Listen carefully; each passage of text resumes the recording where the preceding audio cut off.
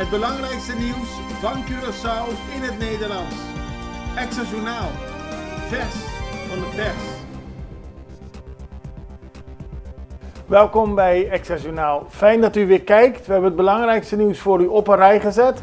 En we beginnen met het bericht dat er veel auto's door rood licht rijden. Eigenlijk weet elke weggebruiker dat wel, maar nu blijkt ook uit onderzoek van Forensis dat dat een groot probleem is. Want Forensis heeft uitgerekend dat er per jaar op Curaçao 12.000 ongelukken plaatsvinden.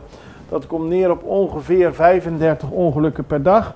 En daarvan worden tussen de 5 en 6 veroorzaakt doordat bestuurders door rood licht rijden.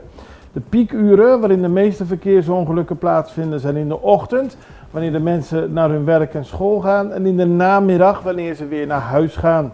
Op de feestdagen worden ook veel ongelukken geregistreerd en de wegen waar de meeste ongelukken plaatsvinden zijn de Schottegatweg Noord, Rooseveltweg, Santa Rosaweg en Caracas Baaiweg.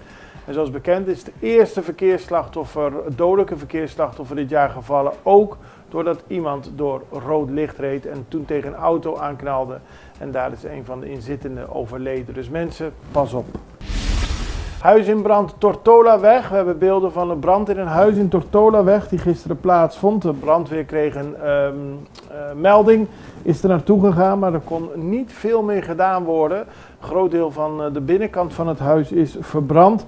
En de brandweer heeft zich er vooral op gericht om te zorgen dat de omgeving niet ook in brand kwam. Er wordt nu onderzoek gedaan hoe de brand heeft kunnen ontstaan. Drugsmokkelaars voor de rechter. Het is een terugkerend fenomeen. Mensen die gepakt zijn met een poging om drugs te smokkelen naar Nederland, die verschijnen voor de rechter, de zogenaamde moela's. Het is iets waar meer en meer mensen voor terecht staan. Het is een glijdende schaal. De wekelijkse onderzoek wekelijkse dag waarbij mensen zich moeten verantwoorden, neemt het aantal toe. Om u een idee te geven, gisteren stond er een man van 26 jaar voor de rechter die 1300 gram cocaïne in zijn onderbroek had verstopt. Hij is veroordeeld tot 18 maanden gevangenisstraf, waarvan 12 voorwaardelijk. Een 24-jarige man had drugs in zijn rugzak. Hij is ook veroordeeld tot 18 maanden gevangenisstraf, waarvan 9 voorwaardelijk. En er was een vader en een dochter, een vader van 54 en een dochter van 32, die opnieuw zijn opgepakt met smokkelen van drugs. Dus die kregen een hogere straf, omdat het meerdere keren al had plaatsgevonden. De vader moet 3 jaar in de gevangenis en de dochter 2 jaar, waarvan een half jaar voorwaardelijk. En het gaat vaak om relatief kleine hoeveelheden, iets meer dan 1 kilo meestal, maar het heeft grote consequenties. Kritisch kijken naar statuut, dat werd gisteren benadrukt door de parlementariërs die virtueel een vergadering hadden met de leden van de Raad van State. De vicevoorzitter van de Raad van State, Tom de Graaf, sprak onder meer over het statuut. Hij had vorig jaar hier natuurlijk een lezing over gegeven naar aanleiding van het 70 jaar van het bestaan van het statuut. En nu waren er allemaal vragen van parlementariërs. De technische verbinding was niet optimaal, maar op deze manier wil de Staten zich verder een beeld krijgen over het belang van het statuut. Er werd door verschillende parlementariërs benadrukt dat we er kritisch naar moeten kijken. Niet wegschuiven, maar wel kijken waar zaken kunnen worden verbeterd met de uitvoering van het statuut. Bijvoorbeeld de Rijksministerraad, de democratisch deficit, dat zijn allemaal punten waar nog meer aandacht zou kunnen worden besteden. En het parlement gaat verder ook met andere betrokkenen hierover spreken. CAM heeft kritiek op uitvoering projecten. Het gaat om een project waarbij mensen die geen water hebben opnieuw aangesloten moeten worden. Het is een speerpunt van de CAM en Anthony Codet vandaag legt in de extra uit dat zij om tafel willen zitten met Aqualectra en de betrokken ministers, waaronder minister Cooper en nu ook de nieuwe minister van SOAW.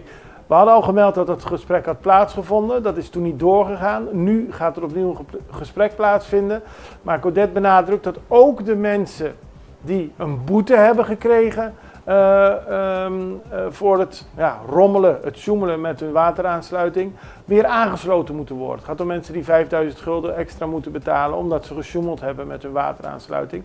Ook voor die mensen moet er een regeling komen dat ze aangesloten kunnen worden op water. En dat is nu een punt van discussie tussen de verschillende partijen. Daarnaast heb je de mensen die geen geld hadden om nog een waterrekening te betalen.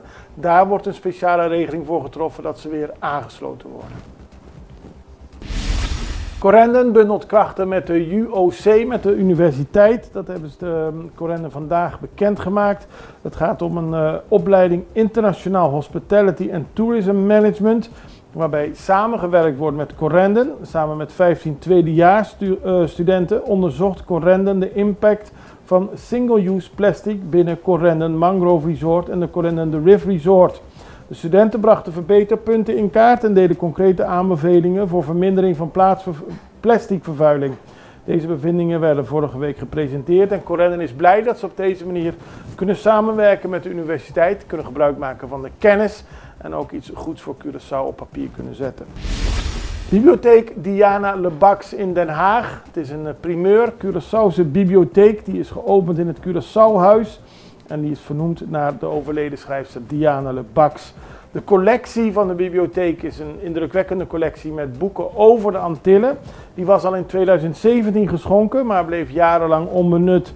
De huidige gevolmachtigde minister van Curaçao Nederland, Carson Manuel, heeft er nu werk van gemaakt de bibliotheek een definitieve plek te geven. Vanaf maart gaat de bibliotheek elke week op vrijdag open en dan kunnen Curaçaonaars daar naartoe gaan. En er zijn plannen om samen te werken met onder meer het Nationaal Archief, zodat bezoekers in de toekomst bijvoorbeeld hun stamboom kunnen onderzoeken. Interessant. En Marco Zani Willems was daar natuurlijk. Die heeft voor zijn programma ook een reportage gemaakt. En hier zag u nu de beelden van deze opening. We gaan even over naar een break.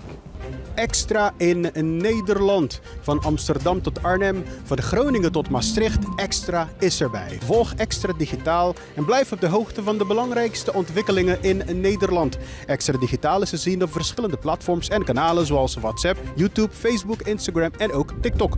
Wilt u ons op de hoogte brengen van een evenement of iets doorgeven? Neem contact op via WhatsApp, e-mail, Facebook of bel gewoon 06 1364 2945. Volg of abonneer je op Extra Digitaal. Klik aan en volg ons.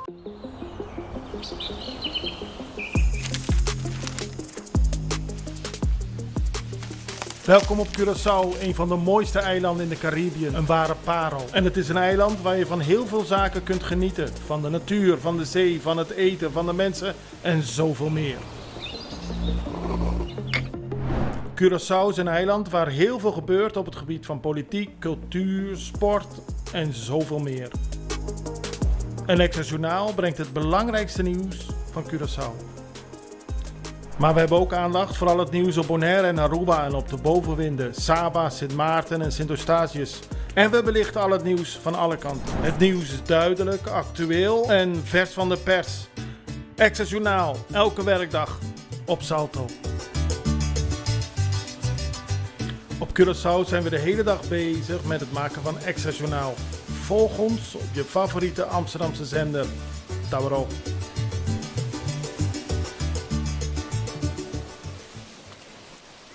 Verkeersveiligheid. Op veel plaatsen natuurlijk een punt van zorg, ook op Bonaire. Bonaire.nu had vandaag een interview gedaan door Hans Hofstra met de korpschef van Bonaire, Alwin Braaf. Die spreekt dat er veel zaken zijn op Bonaire qua verkeer die verbeterd kunnen worden.